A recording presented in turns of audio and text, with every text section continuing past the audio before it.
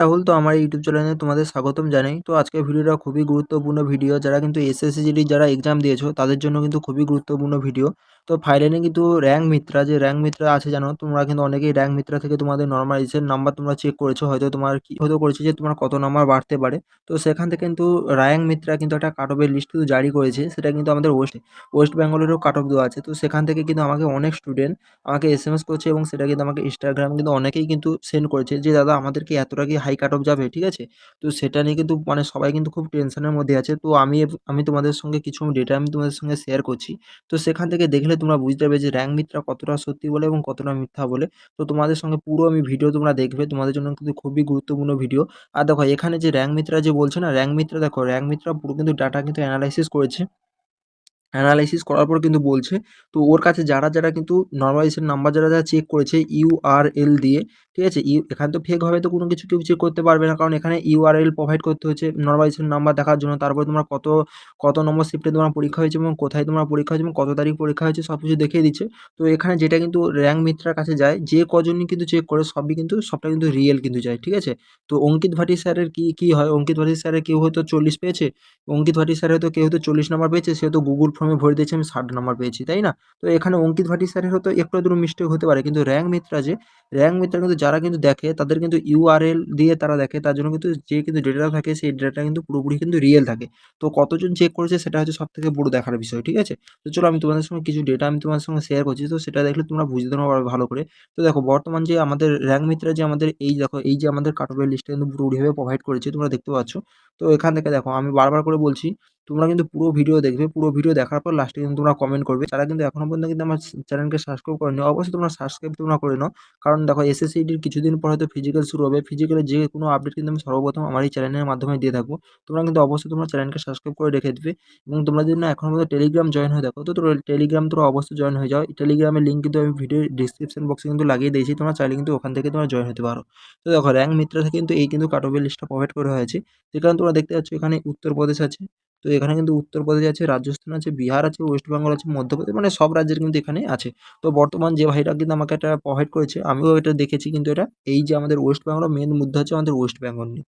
তো ওয়েস্ট বেঙ্গল তো দেখো এখানে যে ইউআর, তো ইউআর ক্যাটাগরিতে এখানে কত বলেছে আমি দেখাচ্ছি। দেখো ইউআর ক্যাটাগরিতে ফিজিক্যাল কাট অফ কিন্তু 114 বলেছে, এবং ওবিসিতে কিন্তু 71 বলেছে, এবং দেখো এসসিতে কিন্তু 79 বলেছে, এবং দেখো এসটিতে কিন্তু 84 বলেছে।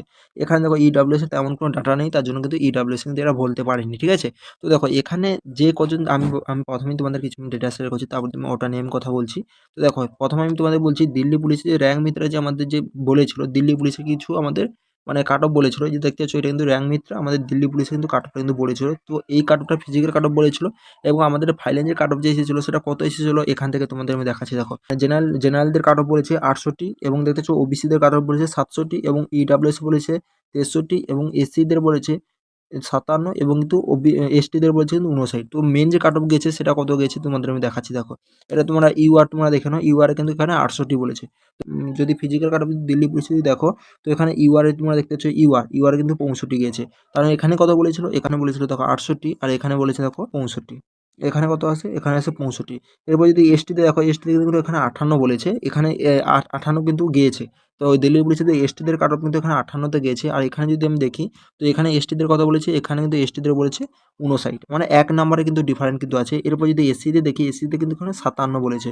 তো আর যদি এখানে মেন যদি কাট অফ যদি দেখি এসসিতে, তো এসসিতে যদি মেন কাট অফ দেখি এখানে 57, মানে এখানে রাইট কিন্তু পুরো 57 যেটা বলেছে পুরো 57 কিন্তু এখানে গিয়েছে।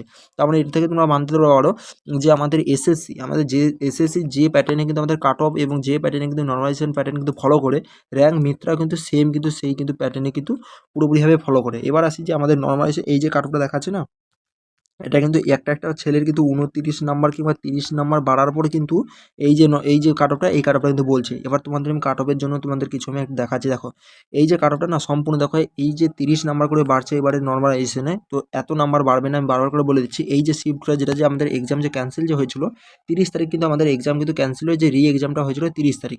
এই 30 তারিখের কারণে কিন্তু যত কিন্তু মুদ্রা আসছে এখানে যে 30 নাম্বার করে কিন্তু বেড়ে যাচ্ছে। তো এই যদি না এই পরীক্ষাটা হতো তাহলে কিন্তু আমাদের 10 থেকে কিন্তু 15 নাম্বার কিন্তু বাড়তো, এর বেশি কিন্তু বাড়তো না, ঠিক আছে।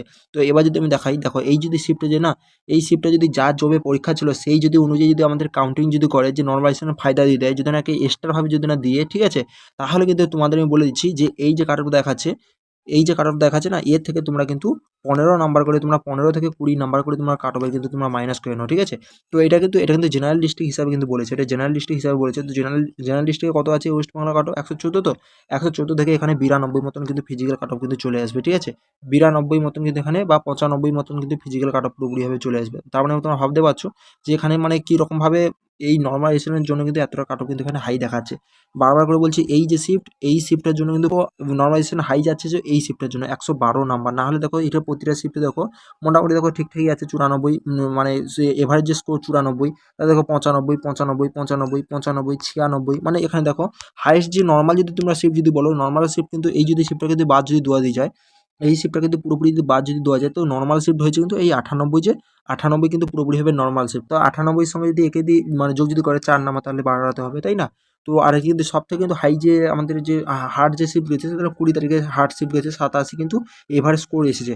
তো 87 থেকে যদি 98-তে আসে, তো 11 নম্বর কিন্তু প্লাস কিন্তু হচ্ছে। তো আমি যেমন কি তোমাদের বলেছিলাম যে এখানে কিন্তু 11 থেকে কিন্তু 15 নম্বরের মধ্যে কিন্তু মানে বাড়ার কিন্তু সম্ভাবনা থাকবে। তো 15 নাম্বার যদি বাড়ে, তাহলে কিন্তু 30 নাম্বার কিন্তু এখানে বাড়ছে না। তো এখান থেকে তুমি যদি 15 নাম্বার যদি তুমি কাটিং যদি করো, তো এই যে কাটঅফটা থাকে, তুমি যদি 15 নাম্বার কাটিং কিন্তু করো, তাহলে কিন্তু তোমরা 100 মতন চলে আসে। আমি তো বলছি 95তে কিন্তু তোমাদের মেন যে তোমাদের ফিজিক্যাল কাটঅফ জেনারেলে কিন্তু হতে চলেছে। তো এইটা হচ্ছে সবথেকে বড় মুদ্রা। তো যারা কিন্তু ভয় পাচ্ছ, তারা কিন্তু ভয় পাবে না। আমি বারবার করে বলছি 30 নাম্বার কিন্তু নরমালাইজেশনে বাড়বে না।